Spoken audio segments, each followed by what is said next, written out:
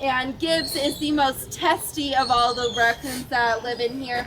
He'll come right up to us, but man, he would bite the poop out of me should I try and put my hand anywhere near his face.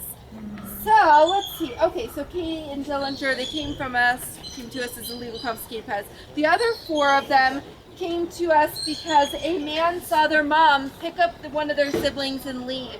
He said he thought she was deserting the rest of her babies, but what was really happening is mom can only pick up 1 baby at a time.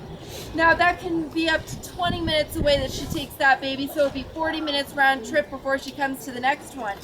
So basically, he scooped up the rest of her babies, stole them, took them to his house, tried to make them pets there. He very quickly realized that he had 4 raccoons on his hands, and again, raccoons are all kinds of crazy. They get into every single little crevices you could ever think of. There's something you never even knew you'd get your hand in there. They would certainly find it in a second.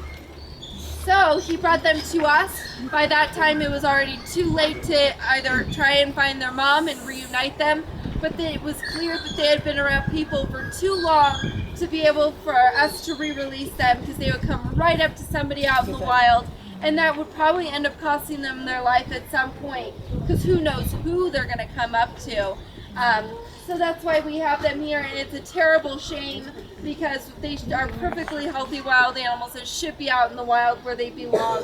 But instead they are here in captivity for the rest of their lives. So again, we try and spice up their life every day and make it really new, really fun and adventurous, different things like that. We put in all kinds of new toys in here all the time. What was it, just like about a month ago, they had a big bucket in here that 5 of them climbed in it at once, and it was just way too much weight for this poor little bucket, and it broke and shattered into a million pieces all over. And then you had 5 raccoons falling all over the place, trying to find somewhere to go because they think they're all unsafe suddenly. So, a little bit about raccoons in general. Again, they are very mischievous, very curious animals, very, very intelligent. I'm going to say that about every single animal that we come up to because they are so intelligent, and each time something happens, you know, it really is miraculous how intelligent these guys really are. Let's see. Okay, so these guys come in armies, big groups.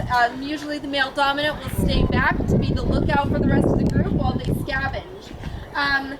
They save some of the best morsels for him when they come back, but he's the lookout for them to make sure that everybody's safe.